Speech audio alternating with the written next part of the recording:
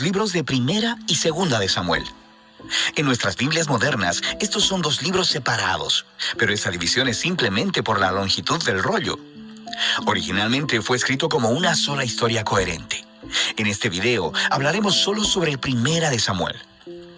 Después de que Israel fue rescatado de la esclavitud en Egipto, ellos hicieron un pacto con Dios en el monte Sinaí y eventualmente llegaron a la tierra prometida.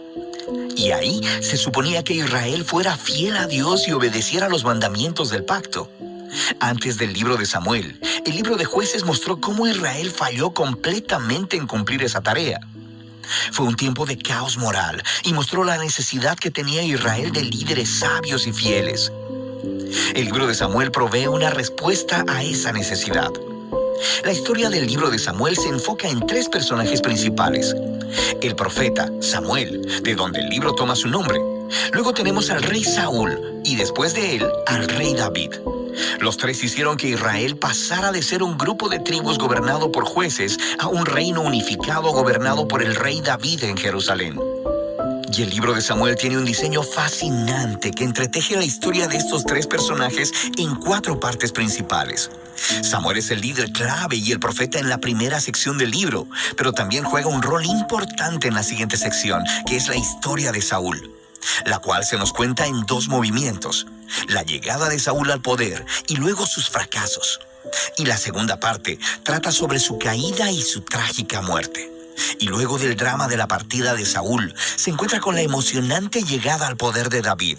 Y luego, la historia de David se nos cuenta en dos movimientos. Primero, él está sobre una ola de éxito, lo cual es seguido por su trágico fracaso personal en la lenta autodestrucción de su familia y luego de su reino. El libro concluye con un epílogo que reflexiona en toda la historia. Profundicemos y veamos cómo se desarrolla. La primera parte continúa describiendo el caos del libro de Jueces. Y se nos presenta una conmovedora historia acerca de una mujer llamada Ana. Y ella se lamenta porque nunca ha sido capaz de tener hijos. Y por gracia de Dios, ella finalmente tiene un hijo llamado Samuel. Y en su gozo, canta un asombroso poema en el capítulo 2. Y el poema trata de cómo Dios se opone al orgulloso y exalta al humilde. De cómo, a pesar de las tragedias y de la maldad humana, Dios está cumpliendo sus propósitos en la historia. Y también trata de cómo Dios un día levantará un rey ungido para su pueblo. El poema de Ana ha sido colocado aquí en el inicio del libro para introducir estos temas claves que veremos a través de toda la historia, como el siguiente. Samuel crece y se convierte en un gran profeta y líder para el pueblo de Israel, al tiempo que los filisteos se levantan como los archienemigos de Israel. Y en esta batalla crucial, los israelitas se vuelven arrogantes. Y en lugar de orar y pedir la ayuda de Dios, sacan el arca del pacto como una especie de trofeo que automáticamente les dará la victoria en la batalla.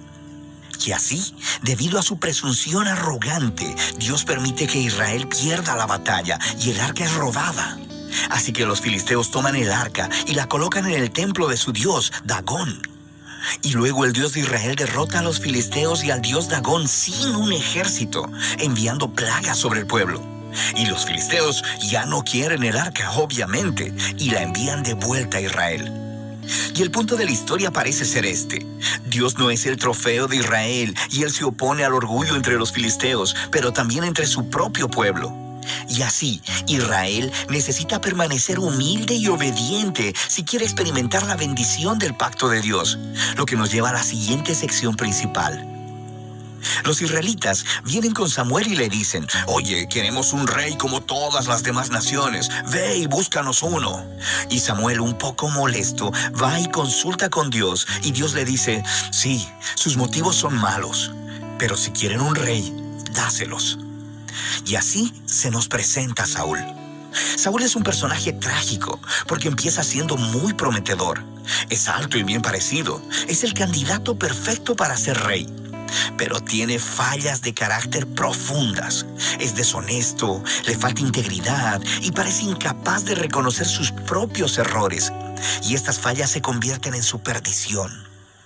Él gana algunas batallas al principio, pero sus fallas son tan profundas que eventualmente se descalifica a sí mismo por desobedecer descaradamente los mandamientos de Dios.